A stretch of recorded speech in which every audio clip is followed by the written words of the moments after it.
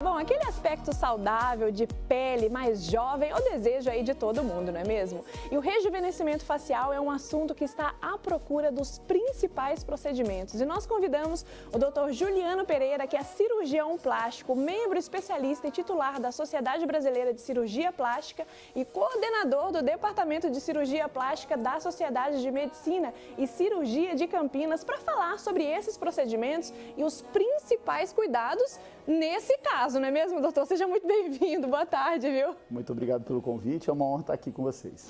Doutor, quando a gente fala de flacidez facial, existem casos que, assim, por exemplo, não precisam daquela intervenção cirúrgica?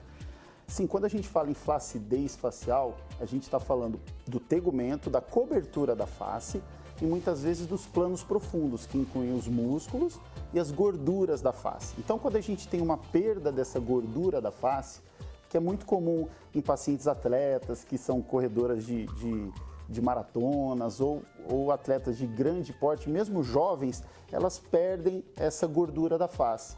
E a gente consegue, com preenchedores e toxinas botulínicas, melhorar esse aspecto de flacidez sem necessariamente a gente ter que fazer uma cirurgia. E doutor, agora que você mencionou sobre a toxina, existe uma diferença entre a toxina botulínica e os preenchimentos? Sim, então, a toxina botulínica, ela é a paralisação de músculos que a gente tem da face. Então, é uma medicação que a gente aplica, então, quer mostrar aqui que a gente eu vou aplica... pedir o nosso cinegrafista para poder acompanhar. Então, a gente aplica na musculatura da face conforme a movimentação dos músculos. Então, a gente consegue paralisar essa musculatura da face. Essa seria com a toxina? Toxina botulínica. Isso. Então, é uma medicação que a gente aplica diretamente no músculo, fazendo com que ele paralise. Então, as rugas dinâmicas, que é quando a gente faz a movimentação muscular, elas se atenuam.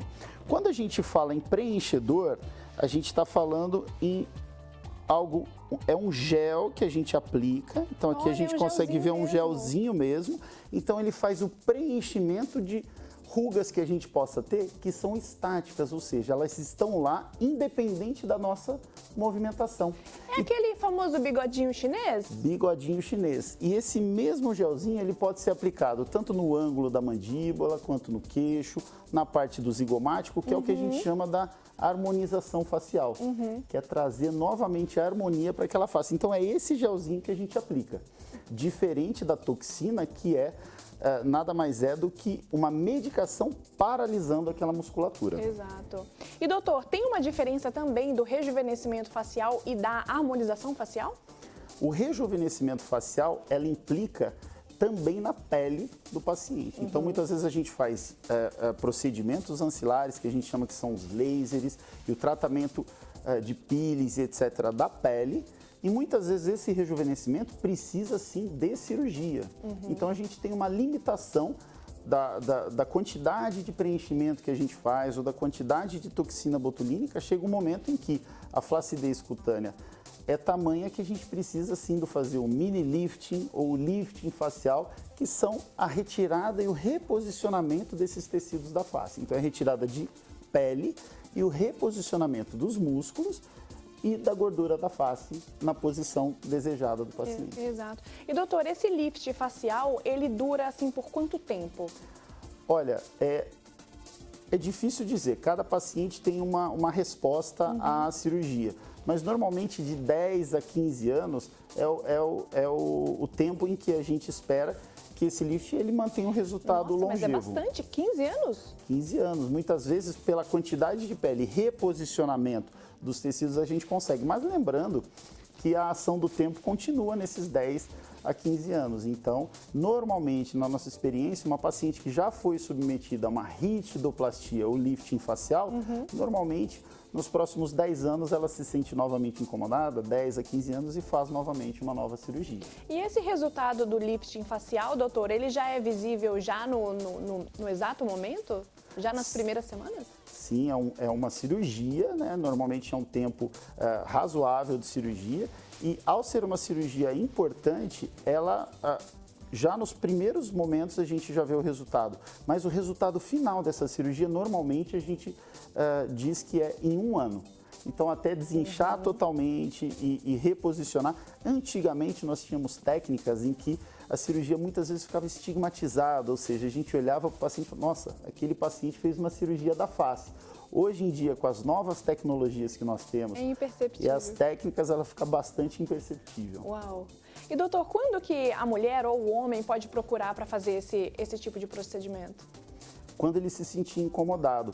Hoje, com essas tecnologias que a gente apresentou, de toxina botulínica e preenchedores, a cirurgia propriamente dita tem sido cada vez mais protelada nos nossos consultórios. Então, as pessoas estão conseguindo se manter felizes com a sua harmonia da face sem necessariamente fazer uma cirurgia.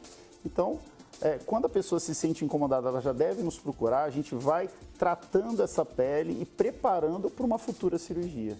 E doutor, após o procedimento, teria uma rotina em casa para o paciente seguir à risca? Tem a rotina, principalmente em termos de alimentação, bons cuidados. Hidratação também? Hidratação, beber muita água. É proibitivo o tabagismo, né? Porque nós temos importantes artérias e veias que nutrem a pele e os planos profundos, então a gente tem que tomar muito cuidado na recuperação. Tem que ficar também com a cabecinha paradinha na mesma posição. E é uma cirurgia que requer alguns cuidados importantes. E também a drenagem linfática pós-cirúrgica, que é a fisioterapia pós-cirúrgica, é importante também na face. As pessoas imaginam que é mais para a parte corporal ou da mama, mas também na região da face ela é indispensável para um resultado bacana. Ou seja, drenar essa parte, por exemplo, para quem fez o lifting facial, drenar essa parte aqui seria de extrema importância. Extrema importância. Quanto menos edema, menos inchaço, ou mais rápido a gente fica livre dele, melhor o resultado final da cirurgia.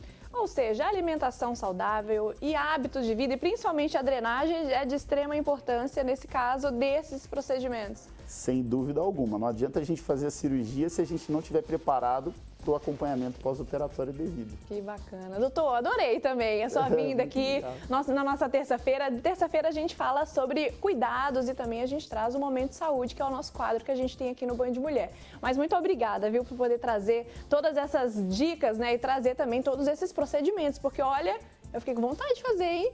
Pelo menos aquele, como que fala aquele para prevenção? Prevenção, não, o preventivo? O preventivo.